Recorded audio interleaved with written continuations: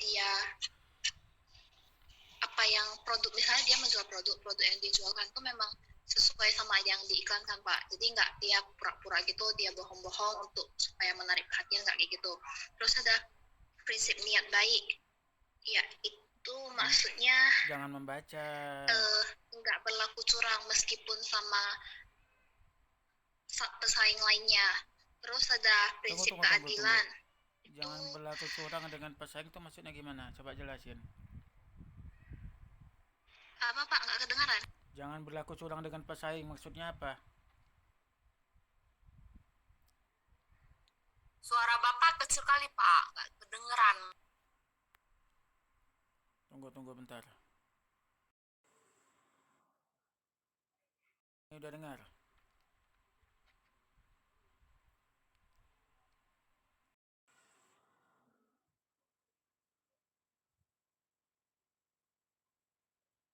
Ini udah dengar. Pak, masih kecil.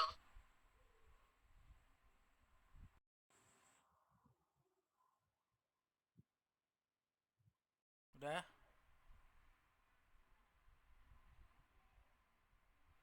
Udah belum? Masih sama Pak.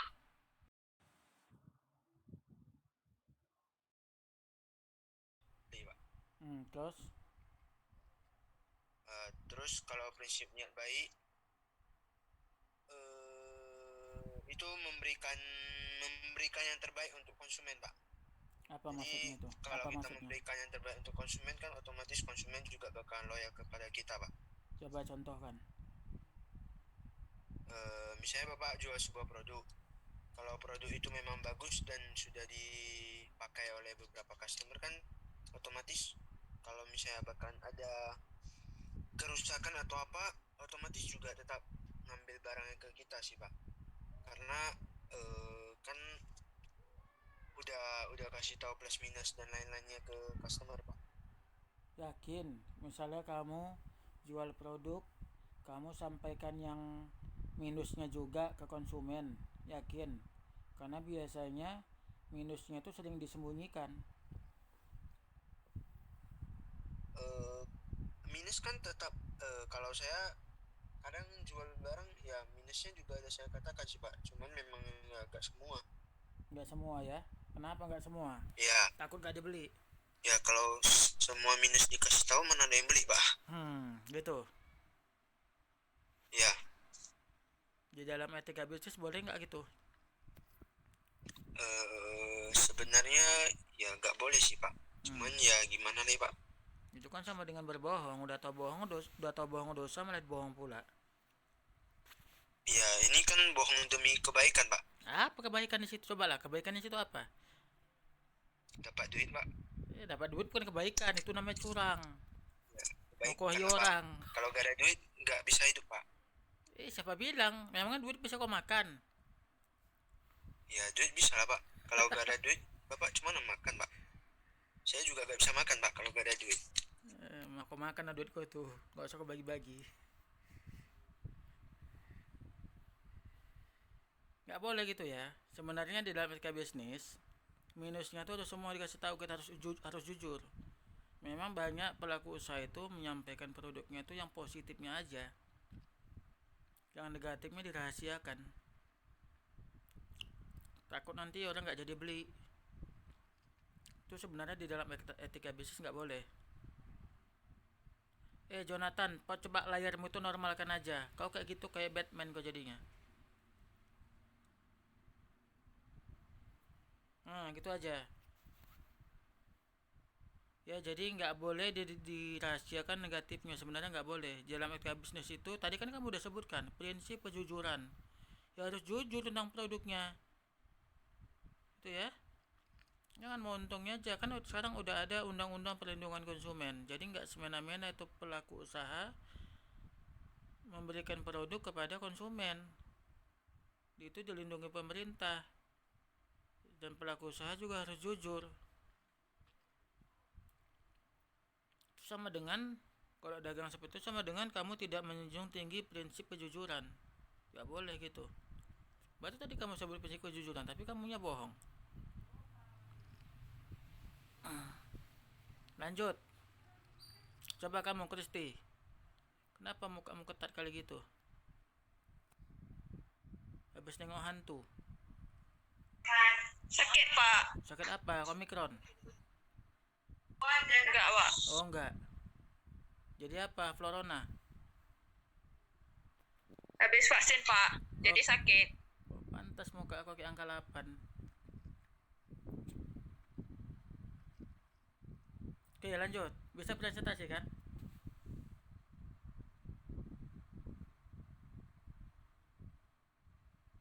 Bisa nggak presentasi? Enggak bisa, Pak. Nggak bisa. Udah saya duga mukamu nggak sempurna kayaknya. Udah, nanti ikuti aja kuliahnya ya. Duduk-duduk aja dulu. Maklum kok. Coba kau, Niko Jepon. Coba mukamu naikkan lagi. Tuh mulutmu nggak nampak. Ah, gitu. Apa? Separuh gitu. Kenapa, Pak? Kamu kayak habis kena penggal. Udah, cepat presentasi.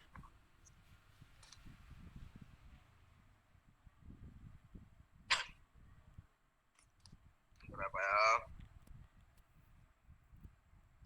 Udah nggak usah buka Google, ngomong aja. Gak bisa Apa? kau Niko. Itu muka kau kayak Google udah. Banyak gaya, salah pula presentasi.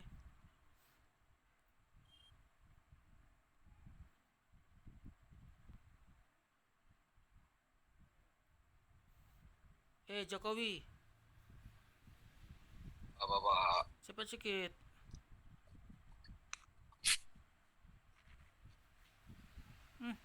Parah. Kasih orang lain dulu, Pak. Kasih orang lain dulu, Pak. Bisa pula main oper-oper.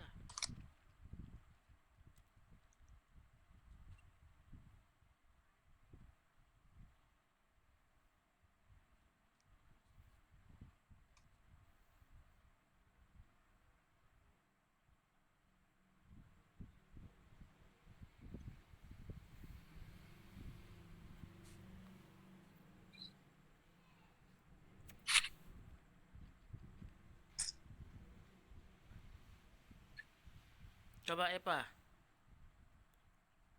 Epa ini mukanya kayak orang baru bangun tidur.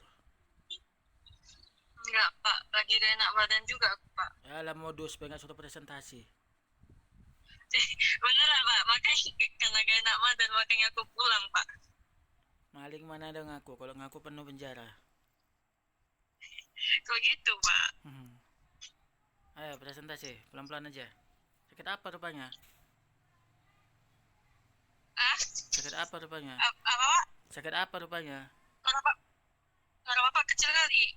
Nggak tahu, Pak. Tiba-tiba kayak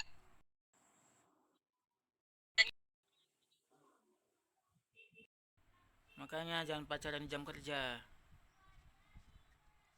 aku udah gak kerja loh, Pak.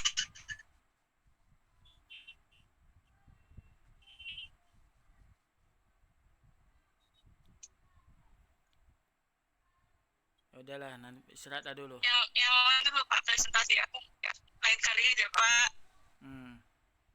Udahlah, kita masuk materi kuliah ya. Hari ini materi kuliah. Eceng Gondok, perhatikan semua, jangan ngobrol. Erik, fokus. Cepat.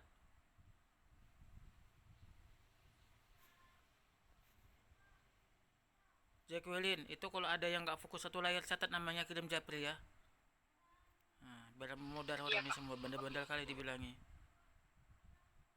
Catat namanya, kirim Japri. Oke, Pak.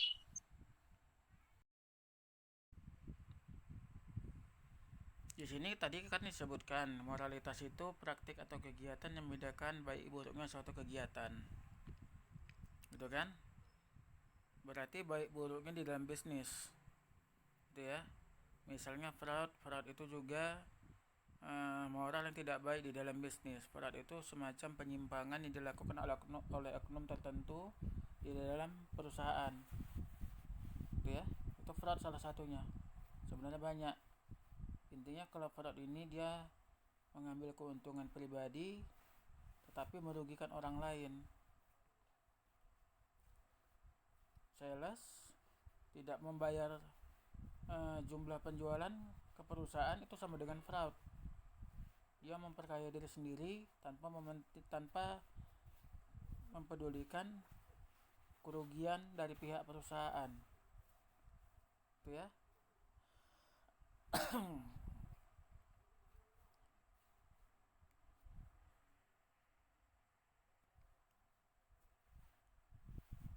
Kemudian cybercrime. Cybercrime itu kejahatan yang sering terjadi di dunia maya untuk mengambil keuntungan. Misalnya seperti di perbankan, ya, bank mengambil keuntungan dengan cara menipu nasabah. Kemudian teller mengalihkan dana nasabah ke rekening pribadinya, gitu ya, dan lain-lain. Jadi di sini situasi dan kondisi bisnis memiliki tingkat kompleksitas yang jauh lebih tinggi dibandingkan masa lalu. Jadi biasanya kalau semakin canggih teknologi, maka peluang untuk melakukan kejahatan semakin meningkat.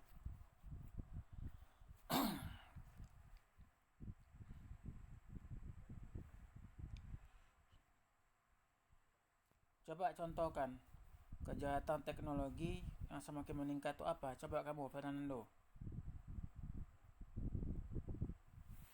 Penipuan kartu kredit, Pak. Nah, coba jelaskan.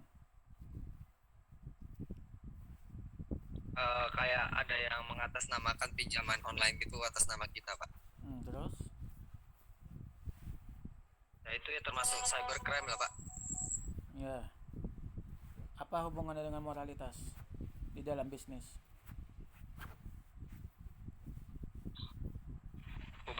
Hubungannya ini, Pak. Bentar. Cepat, 1 detik.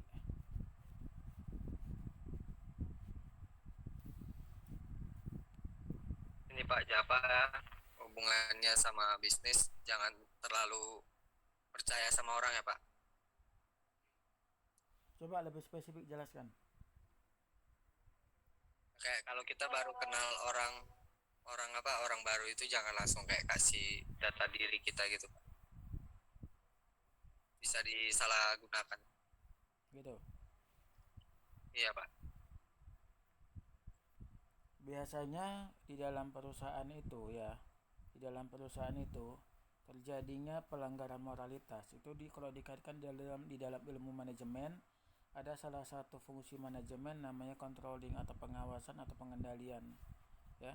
Biasanya kalau pengawasan lemah, maka peluang terjadinya pelanggaran itu atau penyimpangan itu lebih besar.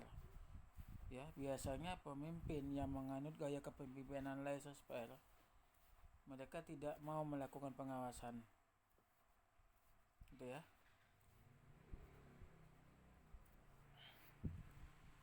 Jadi tentunya ini bisa mengganggu citra perusahaan di mata publik. Jadi kalau tingkat pelanggaran moralitas semakin tinggi, maka peluang untuk terjadinya fraud itu semakin tinggi. Dan ini tentunya menurunkan citra perusahaan di mata publik, gitu ya. Jadi biasanya perusahaan itu citranya menurun belum tentu pengaruh dari eksternal perusahaan, misalnya dari masyarakat sekitar atau dari pemerintah atau dari pesaing, belum tentu. Tapi bisa jadi dari internalnya, misalnya siapa, oknum tertentu di dalam perusahaan, misalnya karyawannya dan bahkan bisa jadi pimpinannya, gitu ya. Jadi sebenarnya di dalam ilmu manajemen itu setiap individu di dalam perusahaan, baik pimpinan maupun bawahan, wajib menjaga nama baik perusahaan, wajib menjaga citra perusahaan, gitu ya. Karena itu sebenarnya berkaitan juga dengan langkah yang dilakukan perusahaan untuk bisa menguasai pasar. Jadi citranya itu harus terjaga, gitu ya. Jadi harus ada pengawasan di tiap bagian untuk menghindari terjadinya pelanggaran moralitas. Dan ini tidak hanya kepada perusahaan besar yang punya badan hukum, tetapi juga usaha kecil. Tidak boleh ada pelanggaran moralitas.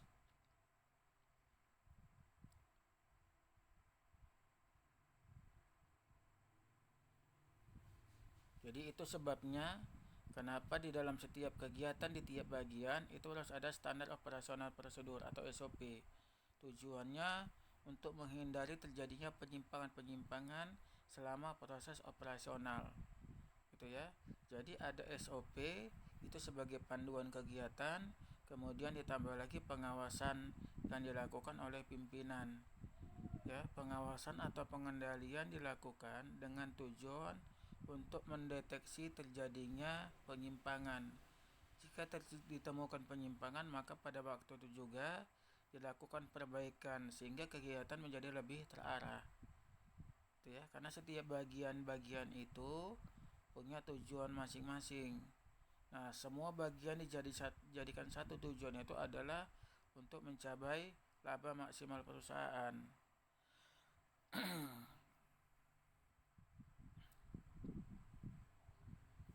Nah, di sini saya lihat moral bisa bertindak sebagai pengontrol, ya, atau pengendali. Jadi sebenarnya baik pimpinan maupun bawahan itu sebenarnya perlu diberikan pelatihan moral oleh perusahaan, gitu ya. Pelatihan moral, bagaimana melakukan kegiatan yang benar, yang jujur, bertindak yang tepat tanpa melanggar ketentuan-ketentuan perusahaan, melakukan aktivitas sesuai dengan standar operasional prosedur. Jadi dengan adanya moral ini, maka itu menjadi tameng bagi perusahaan dari setiap terjadinya tindakan yang tidak bermoral, termasuk fraud tadi ya. Jadi setiap pimpinan, setiap karyawan harus menyadari bahwasanya fraud itu tidak baik dan ini merugikan perusahaan. Bayangkan kalau seandainya kalian punya satu usaha, kemudian usaha kalian itu dicurangi oleh bawahan kalian. Ini usahanya ini bisa tutup, bisa bangkrut. Gitu ya, tidak mampu lagi bersaing. Anggaran sudah tidak mampu lagi. Gitu ya. Jadi antara moral dengan agama itu berkaitan, karena agama itu mengajarkan bagaimana kita bisa membedakan suatu perbuatan atau aktivitas yang tidak baik dan yang baik, gitu ya. Makanya di dalam ilmu manajemen ini sebenarnya ya, ilmu manajemen itu sebenarnya berkaitan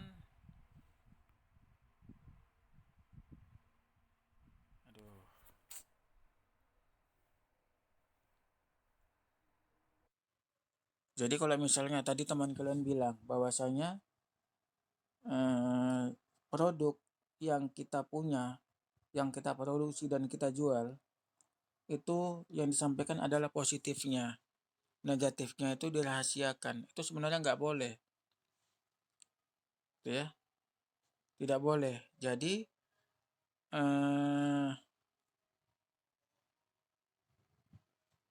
Jadi seorang pelaku usaha itu harus jujur, ya, harus punya mental jujur. Tadi ada di materi sebelumnya tentang prinsip kejujuran, gitu ya. Jadi harus menjunjung tinggi kejujuran, sampaikan produk itu positif dan negatifnya.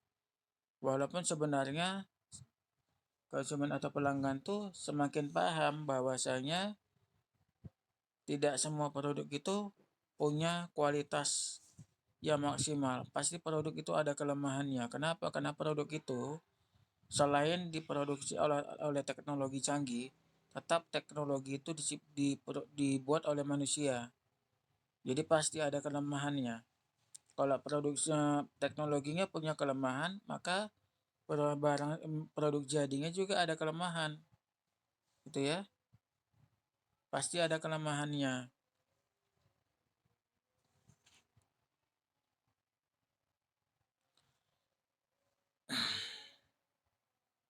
Jangan lupa ya Jacqueline, catat yang videonya nggak aktif. Segera kirim langsung ke Japri.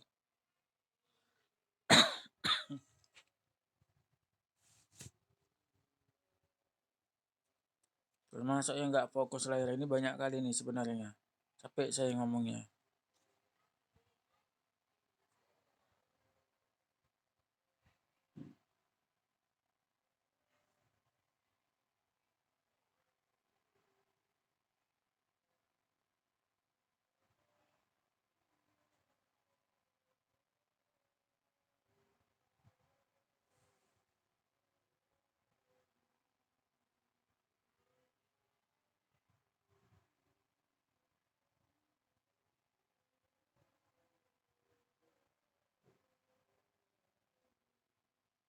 Oke, sampai sini siapa ada pertanyaan? Silakan.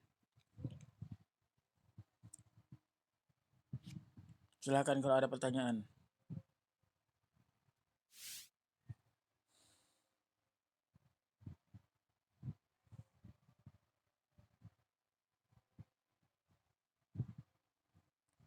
Siapa ada pertanyaan?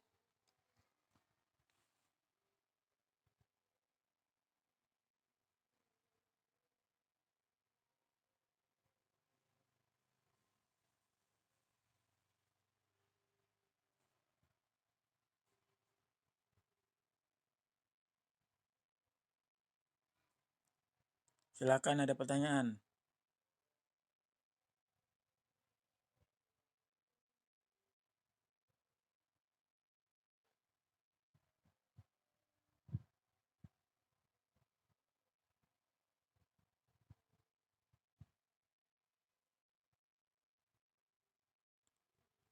Minggu depan apa ya? Minggu depan kuliah dari chat WA ya. Jadi kalau kuliah dari chat WA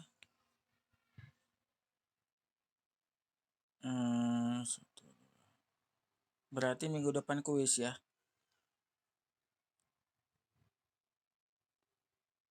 Minggu depan kuis, kemudian minggu berikutnya lagi itu waktunya kalian satu harian itu satu pertemuan itu untuk presentasi.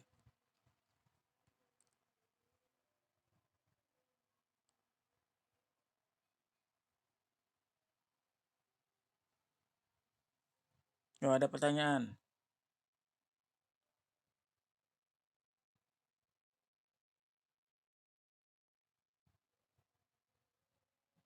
Ya kok pada diam semua?